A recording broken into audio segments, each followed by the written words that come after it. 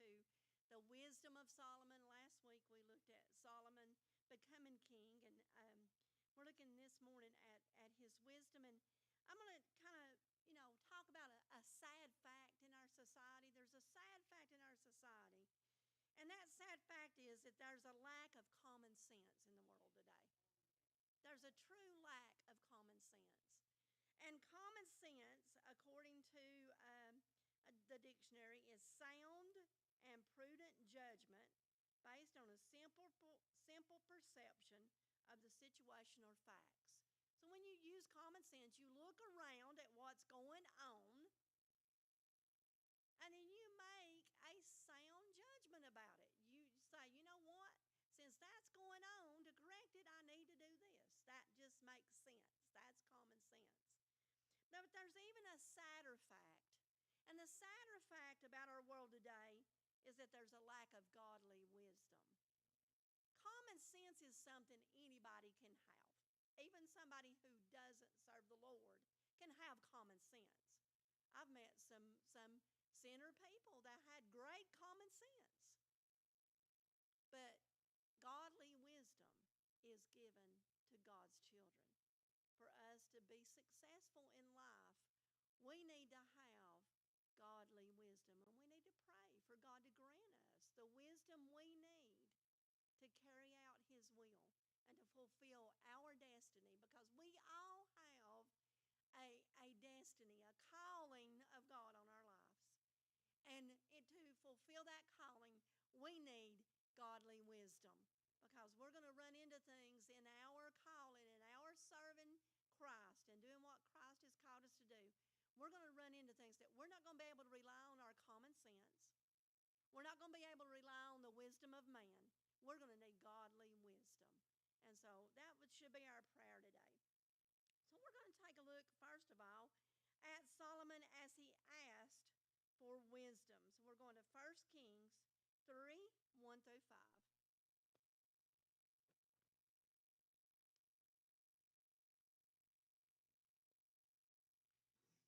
1 Kings chapter 3, beginning in verse 1. And Solomon made affinity with Pharaoh king of Egypt, and took Pharaoh's daughter, and brought her into the city of David, until he made an end of building his own house, and the house of the Lord, and the wall of Jerusalem round about. Only the people sacrificed in high places, because there was no house built under the name of the Lord until those days. And Solomon loved the Lord, walking in the statutes of David his father. Only he sacrificed and burnt incense in high places. And the king went to Gibeon to sacrifice there, for that was the great high place. 1,000 burnt offerings did Solomon offer upon that altar. In Gibeon the Lord appeared to Solomon in a dream by night, and God said, ask what I shall give thee. And then over in 2 Chronicles chapter 1,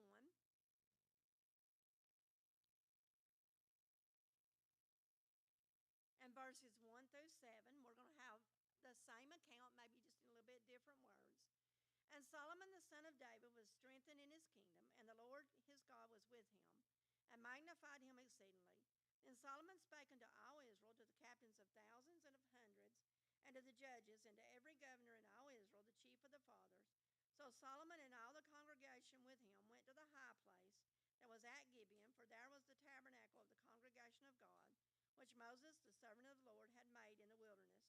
But the ark of God had David brought up from Kirjath-jearim to the place which David had prepared for it, for he had pitched a tent for it at Jerusalem. Moreover, the brazen altar that Bezalel the son of Uri, the son of Hur, had made, he put before the tabernacle of the Lord, and Solomon and the congregation sought unto it. And Solomon went up thither to the brazen altar before the Lord, which was at the tabernacle of the congregation, and offered 1,000 burnt offerings upon it. In that night did God appear unto Solomon, and said unto him, ask what I shall give thee. So Solomon and the people of Israel were actually worshiping God in two different places. They would go to Gibeon, and that's where the tabernacle was that had been with the children of Israel in the wilderness, that Moses had followed God's commandment to have built. It was basically a big tent, basically is what it was. And then David had brought the ark of God, the ark of the covenant, into to Jerusalem because God had said that he would make Jerusalem be the place where all people would come and worship him. So the children of Israel sometimes would go to Gibeon, to that high place to worship God. Sometimes they would go where the ark was and worship God up until the time that Solomon built the temple. And today's lesson is before Solomon had built the temple.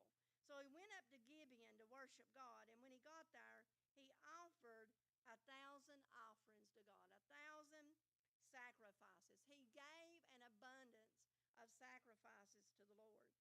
And no doubt it pleased God that he was serving God, sacrificing to God, encouraging the people to come worship God with him there at the tabernacle, because that night God appeared to him in a dream. And God told him, ask what you would have me to give you. Ask me what do you want, Solomon? Basically, that's what God said to him. What do you want, Solomon? Ask me what you want. Can you imagine God appearing to you and saying, what do you want? Can you imagine that, Brother Jeremy? God coming to you and saying, Jeremy, what do you want? Ask me what you want and I'll give it to you. I can't imagine that. Because, we're probably going to struggle with, what do we ask for? What in the world, if we're asked that question by God, what in the world do we ask for? Because there are a whole lot of things I want. There are a whole lot of things I need. And there are a whole lot of things I should ask for and maybe haven't thought of asking for. And that just what a powerful question of God to ask him, what do you want? Put yourself in Solomon's place. Just for a few seconds, just think about. If God said you can have anything you want, ask me, I'll give it to you. What would you ask for? Just think about that. It would be a difficult situation to be put in. And that's what God did. He asked Solomon, what do you want? Let's take a look at Solomon's response. So in 1 Kings 3, 6 through 9, and Solomon said, Thou hast shewed unto thy servant David, my father, great mercy, according as he walked before thee in truth and in righteousness, and in uprightness of heart with thee. And thou hast kept for him this great kindness, that thou hast given him a son to sit on his throne, as it is this day. And now, O Lord my God, thou hast made thy servant king instead of David my father, and I am but a little child. I know not how to go out or come in. And thy servant is in the midst of thy people, which thou hast chosen, a great people that cannot be numbered nor counted for multitude. Give therefore thy servant an understanding heart to judge thy people, that I may discern between good and bad. For who is able to judge this, thy so great a people? And then 2 Chronicles 1, 8 through 10. And a little bit different words, but basically the same thing. And Solomon said unto God, Thou hast shewed great mercy unto David my father, and hast made me to reign in his stead. Now, O Lord God, let thy promise unto David my father be established. For thou hast made me king over a people like the dust of the earth in multitude. Give me now wisdom and knowledge, that I may go out and come in before this people. For who can judge this thy people, that is so great? So Solomon was asked this question, ask of me what you want, and I'll give it to you. And we see here his response. How did Solomon respond to God? How did he answer God? Well, first of all, therein, I'm going to focus mainly on 1 Kings chapter 3, 6 through 9. First of all, there in verse 6, he responded to God with a thankful heart. If you look at verse 6, there in 1 Kings chapter 3, he said, Thou hast shewed unto thy servant David, my father, great mercy. Thou hast kept for him this great kindness. Thou hast given him a son to sit on his throne. He was thankful. He was grateful for what God had already done. So when we approach God, we need to be grateful. We need to be thankful for what God has already done in our lives. Before we even make our request, we need to think about, what has God done for me so far that I can thank him for? If you got up this morning breathing air in your lungs, you've got something to be thankful for. If you had a way to come to church, whether you drove yourself or somebody brought you or you walked or whatever, you have something to be thankful for. You're clothed and in your right mind. You have something to be thankful for. You know, we all have something to be thankful for. Even if we lack in some things, we can thank God for what we do have. And then he gave God recognition for making him king. In verses 6 and 7, he said, "And now, O Lord my God, thou hast made thy servant king." So he recognized he was not king because David said he was king. He was not king because the children of Israel said he was king. He was not king because someone else said he was king. He was king because God said he was king. So he recognized God as sovereign Lord over all. He recognized God in the position of being over it all, that man wasn't necessarily in control, that it was God that was in control. He also recognized in verse 8 what God was doing, and he recognized his own shortcomings, his own lack of skills. He was a humble person. He answered God with humility. In fact, there in verse 8, he said, I've lost my place. Hang on.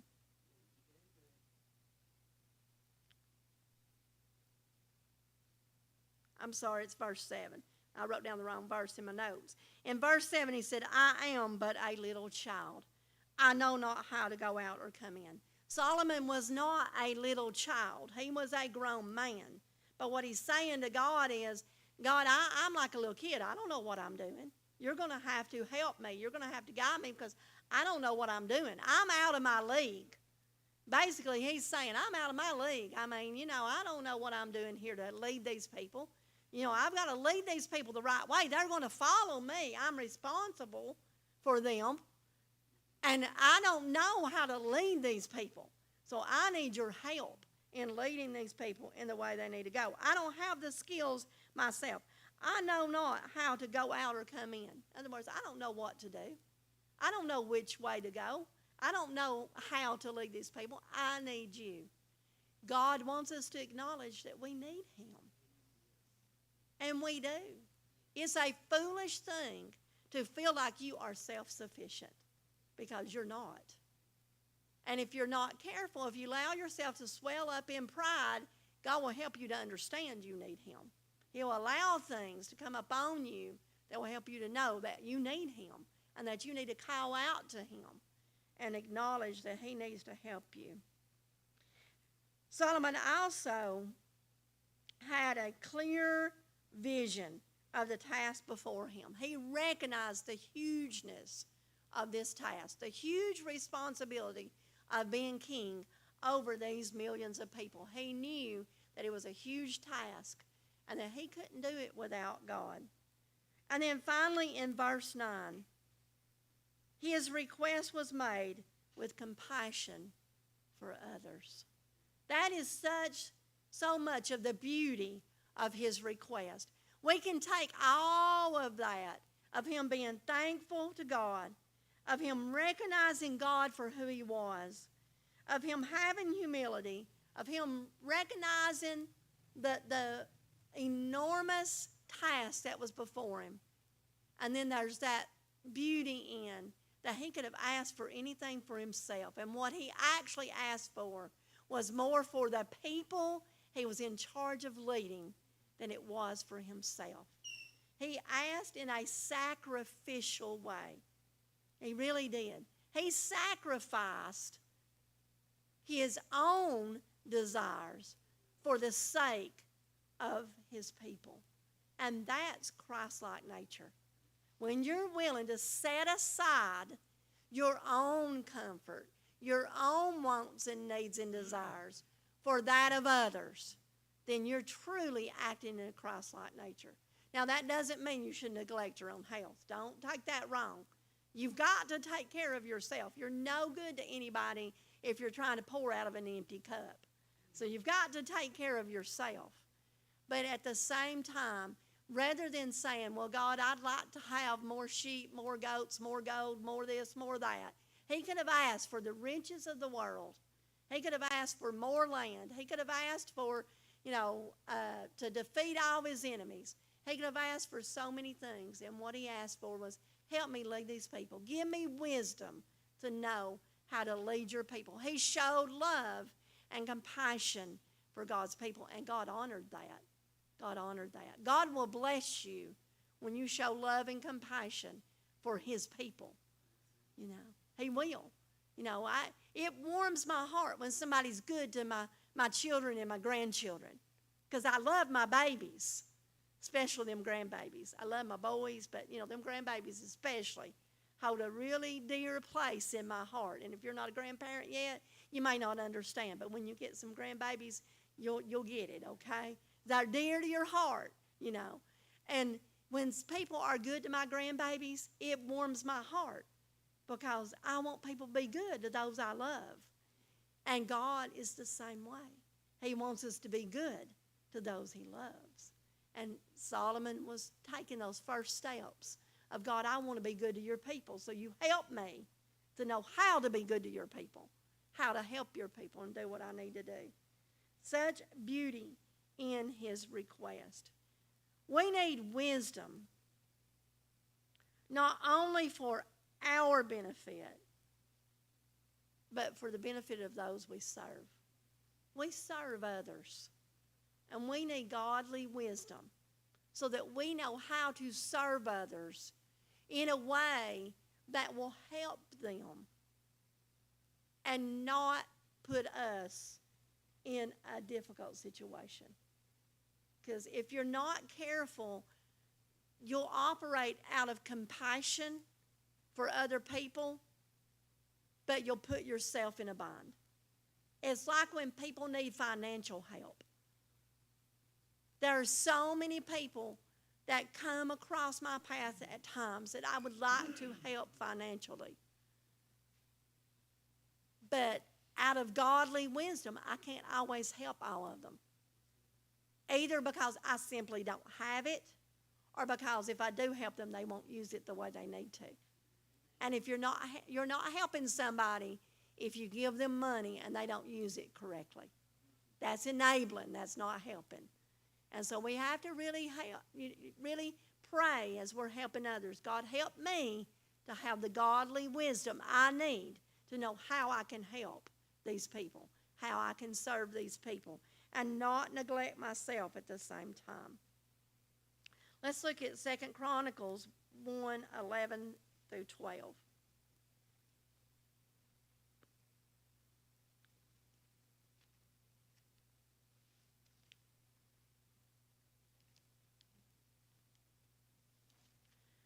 Second Chronicles 1:11 and 12.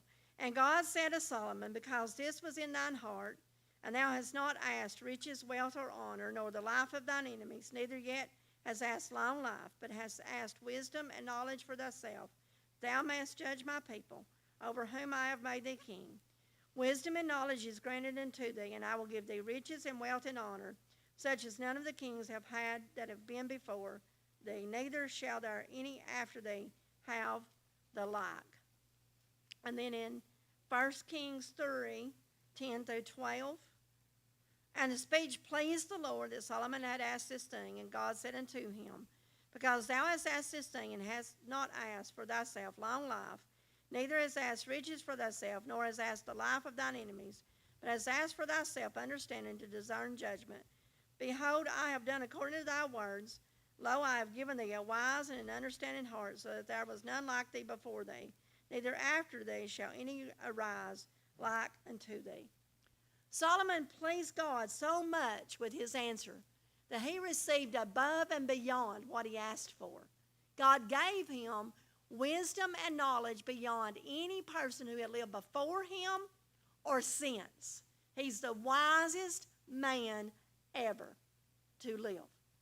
Other than Jesus Christ, as far as just straight human beings, other than Jesus Christ, Solomon is the wisest man who's ever lived, because God granted that to him because of his unselfish response. Not only that, but God also promised him long life and riches and wealth and honor because he asked unselfishly. God blessed him. Do you know that when we please God, he will bless us beyond our expectations?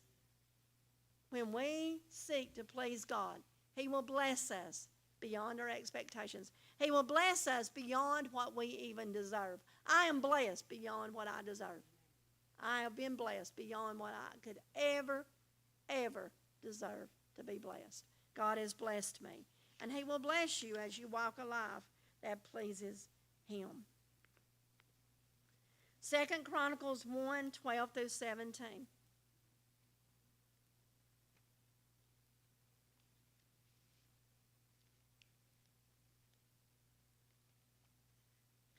Wisdom and knowledge is granted unto thee, and I will give thee riches and wealth and honor, such as none of the kings have had that have been before thee, neither shall there any after thee have the like.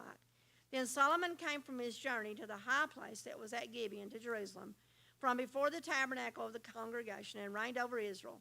And Solomon gathered chariots and horsemen, and he had 1,400 chariots and 12,000 horsemen, which he placed in the chariot cities and with the king at Jerusalem.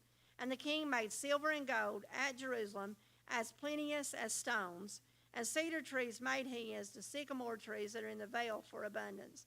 And Solomon had horses brought out of Egypt, and linen yarn. The king's merchants received the linen yarn at a price. And they fetched up and brought forth out of Egypt a chariot for 600 shekels of silver, and a horse for 150. And so brought they out horses for all the kings of the Hittites, and for the kings of Syria by their means. And then 1 Kings 3:13 through 15. And I have also given thee that which thou hast not asked, both riches and honor, so that there shall not be any among the kings like unto thee all thy days. And if thou wilt walk in my ways, to keep my statutes and my commandments, as thy father David did walk, then I will lengthen thy days. And Solomon awoke, and behold, it was a dream. And he came to Jerusalem and stood before the ark of the covenant of the Lord, and offered up burnt offerings, and offered peace offerings, and made a feast to all his servants. So Solomon became a very wealthy man. God honored his request for wisdom, gave him that wisdom, but he also gave him wealth. He gave him riches. He became a mighty, powerful king because of his humility toward God. Let's skip over just a little bit, and we're going to look at one of the demonstrations, a very, very familiar passage of Scripture, something that's probably been a children's Bible story in countless churches throughout the ages, demonstrating Solomon's wisdom. 1 Kings 3:16 through 22. Then came there two women that were harlots unto the king, and stood before him. And the one woman said, O my lord, I and this woman dwell in one house, and I was delivered of a child with her in the house. And it came to pass the third day after that I was delivered, that this woman was delivered also, and we were together. There was no stranger with us in the house, save we two in the house, and this woman's child died in the night, because she overlaid it. And she arose at midnight, and took my son from beside me, while thine handmaid slept, and laid it in her bosom, and laid her dead child in my bosom. And when I rose in the morning to give my child suck, behold, it was dead. But when I had considered it in the morning, behold, it was not my son, which I did bear. And the other woman said, Nay, but the living is my son, and the dead is thy son. And this said, No, but the dead is thy son, and the living is my son. Thus they spake before the king. So you had two women, they were prostitutes. They lived in the same house together, and they both had babies, and those babies were born 3 days apart. And for most newborns and very young babies, there's not a lot of distinguishing characteristics about them. Most of them come into the world bald or close to bald, a little bit of peach fuzz on their heads. Every now and then you'll have some babies that are born with a head full of hair, but most of them don't have very much hair. Most of them come in with just kind of dark colored eyes, and you don't really know if they're going to wind up being blue, brown, green, what color are they going to be. You know, they kind of come into the world, and a lot of the young babies look the same. You put them in a nursery in the hospital, and you'll have family members that will come, and they're trying to claim the wrong baby because, you know, they think, well, that one looks just like it's daddy, just like it's mama, and it's somebody else's baby, because young babies don't have those distinguishing characteristics a lot of times, and it's hard to tell them apart. And so this woman had laid on her baby and had smothered it to death in the night. And then, not wanting to be childless, she took that dead baby and she put it in the bed with the other lady and took that live baby and put it in her own bed. But that mama, when she woke up the next morning, knew that dead child was not her child. Because if you've ever been around a new mother, a mother that's just given birth, they're going to examine that baby from head to toe. They're going to look at his little ears. They're going to look at his little nose. They're going to look at his fingers. They're going to look at his toes. They're going to study that baby. They are going to be just focused on that little baby in their arms. And they're going to, they're going to cover up its little head. They'll tell you to cover a newborn's head with a little cap or something. It helps keep the body heat in. But they'll uncover that. They'll look it over, and then they'll pull it back on, cover its head back up. But a mother will study her baby, and a mother will know her baby. And so this woman knew her baby. She knew it was her baby. But other people around, even though they had probably seen both mothers with their babies, could not distinguish which baby was which. Even sometimes family members can't do that. Steve and I, back when Riley and Danielle, two of our grandbabies, are just 16 days apart. There's 16 days difference in their ages. And back when they were first born, they were just a very few weeks old. They were born in late June, early July, and it was early August. We had some family pictures made. And I had bought them matching dresses. So we had family pictures made, and there's a picture of Steve and me sitting on some steps down at the Stoker-Stampley farm in Gruetli, and each of us is holding one of those babies. And not too long ago, I got that album out, and I was flipping through it, and I have forgotten which one of us was holding which baby. And I had to sit there and study and study and study that picture and take my mind back to that day to try to figure out which baby was he holding and which baby was I holding. Because they were about the same size. They're cousins, so they're going to, somewhat resemble, especially as little babies. And they're dressed the same. I finally was able to figure out, that I'm holding Danielle, he's holding Riley. It took me a few minutes to figure that out. So here these mothers are. They've come before Solomon. They're both claiming the child. And he's got to make a decision.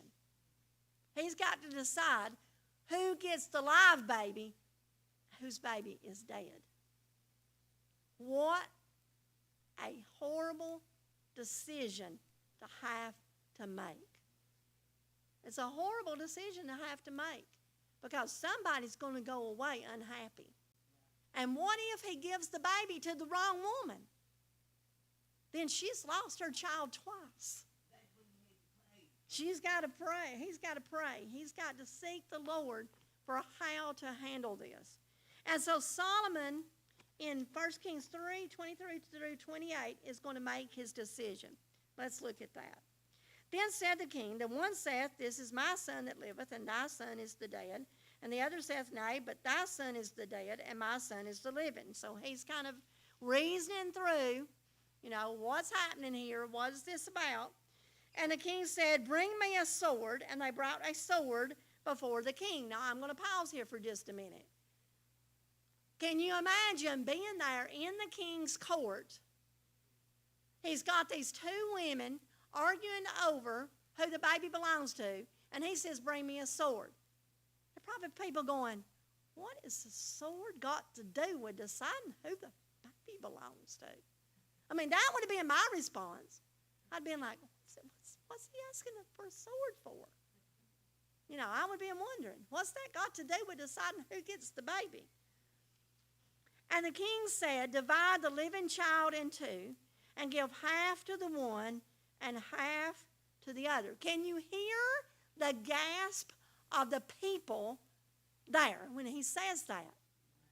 I can just, in my mind, I can just imagine if there were women especially, because that maternal instinct is going to kick in. Even if it's not your baby, it's going to kick in and you're going to go, what? What is he doing?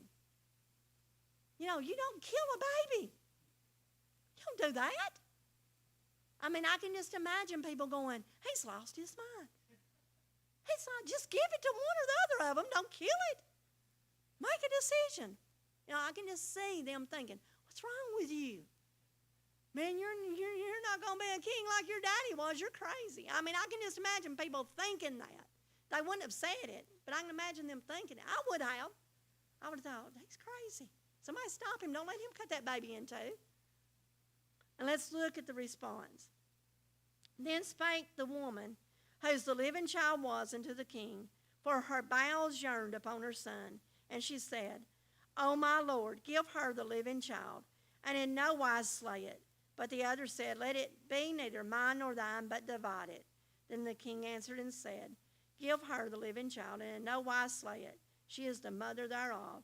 And all Israel heard of the judgment which the king had judged, and they feared the king, for they saw that the wisdom of God was in him to do judgment. Love spared the life of that baby. That mama, the mother of that baby, would have rather given that child up, even though it was her baby, than to have seen it die. And Solomon knew when he ordered that that baby be killed and divided between the two women, he knew that the true mother would do whatever she had to do to keep from that baby dying. A true mother will guard her baby. However, she has to do it to give it life and keep it alive. And Solomon knew that. In his wisdom, he knew that love would rescue that baby. And that mother told him, no, just give it to her. Don't kill it, just give it to her. Just let her have it. And that mother, whose baby had died, was like, no, just go ahead and kill it. Go ahead and kill it. Because she didn't have the love for that baby. She wanted the baby, but she didn't have that love for it that the other one did. And so Solomon gave that baby to the right person. So what should we take away from our lesson today? God allows us to ask him for what we need. He allows that. We need to follow Solomon's example. More than anything else, we need to ask God for wisdom. Because godly wisdom comes to those who commit their lives to God in fasting, in prayer, in reading their Bibles, and in serving God. And if we ask God for that godly wisdom, God will help us each day to live our lives in a way that will enable us to help others. Helping others helps us. Don't ever see helping others as taken away from yourself. If you're seeing it that way, maybe you're out of God's will giving. Seek God for godly wisdom. What can I give? How can I give? What can I do to serve you and to serve the people you love? And allow God to bless you with his wisdom so that you can have life and have it more abundantly. God bless you this morning.